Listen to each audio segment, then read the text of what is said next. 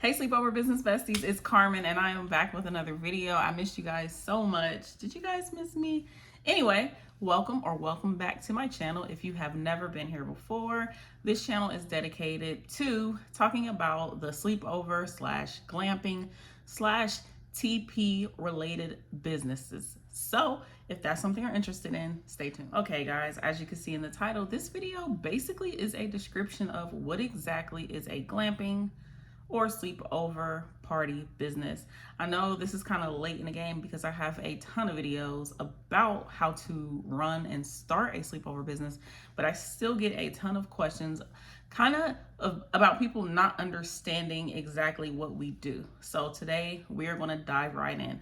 But before we do so, make sure you follow me on Instagram at your_sleepover_business_bestie. Also, if you haven't, make sure you click the link down below so you can get my vendors list. What else do I have?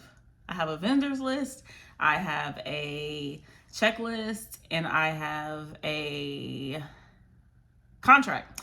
Yes, I am so sorry. I'm scatterbrained. I haven't done a video in forever, so bear with me. I'm sorry, but let's dive into it.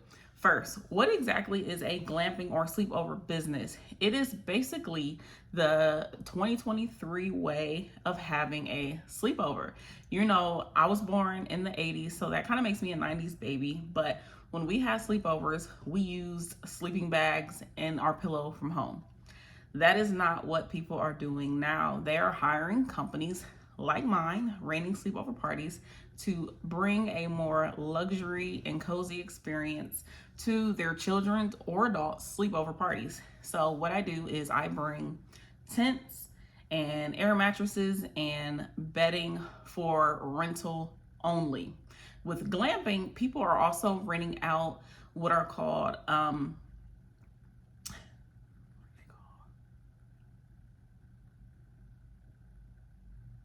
for glamping, people are renting out bell tents. Some bell tents can sleep about 5 to 7 twin size air mattresses, and they're having it outside. They decorate the bell tents. Sometimes they put inflatable couches, all kind of things, and you just have it in your backyard or wherever they want to have it.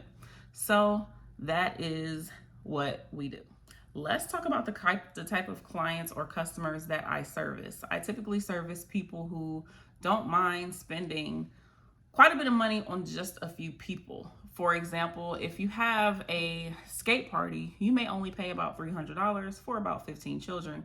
Whereas if you have a sleepover party, you could pay upwards of $300, $400, $500, $600, $700 for only about 5 or 6 children, if that makes sense. So I typically service parents. However, people are doing bridal showers, they're doing like sweet 16s, they're doing 21st birthdays. We typically do service women, children, women, girls, and sometimes boys. Types of events that hire people like myself that have sleepover businesses are for, of course, number one is birthday parties. Next, we service just to have a party. Some people don't even celebrate birthdays. So I've done parties for people who may necessarily not celebrate birthdays or that want to do a just because party for their children. Also, some people do weddings. And when I say weddings, they might put a tent or a teepee in like the corner at the wedding for like a kid's corner. That is an option. And like I said earlier, bachelorette parties, sweet 16s, and stuff like that. Next, let's talk about how much we charge for these types of events. I've seen people charge from $300 to thousands of dollars for these events. I've even seen upwards of someone charging $10,000. And that is a company up in Connecticut called Dream and Party. If you follow them, you know. If you know, you know. You know what I mean? So they have all types of like huge events that they do, which could be sleepovers, you know, picnics, you know, bell tents, whatever. It's just more intimate parties, but on a large. So next, I want to talk about why I chose the glamping or sleepover business over a traditional, you know, party event designer business. And the main thing is because I didn't want to come back the same day to pick up my items. So with the sleepover or glamping business, usually pick up the next day. So it just gives me time with my family and everything, and I'm not spending an entire weekend focused on my parties or events. I also, don't want to have to keep up with like table linen and chargers and the plates and the napkins, the little things. Although you do have a ton of inventory with the glamping business, I just feel like that inventory is just way different from having like the props and the tables and the chairs that traditional event designers have. So that is why I chose to do glamping or sleepover instead of like a traditional party event designer. Okay, so to wrap this up, I just want to kind of explain the process really quickly. I do have a very detailed video about that if you want to check it out, about the process of booking a sleepover start to finish and answer some questions in between. So, first thing, a person will contact you, get on your website, and request their date and their theme of the sleepover of their choice. You will then send them a method of payment, a contract, and just some general rules. When the party date comes, you will have all of your inventory packed and prepped and take it to their desired location. I typically only set up in homes.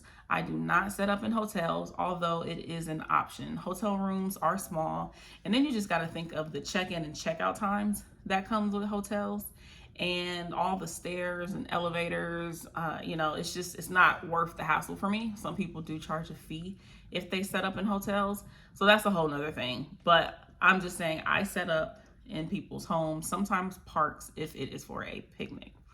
Once I get to the home, I will set up the party.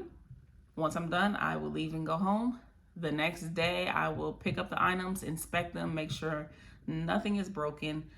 The guest and the client do not get to keep anything unless it is a party where I provided customized party favors for the guest and the guest of honor.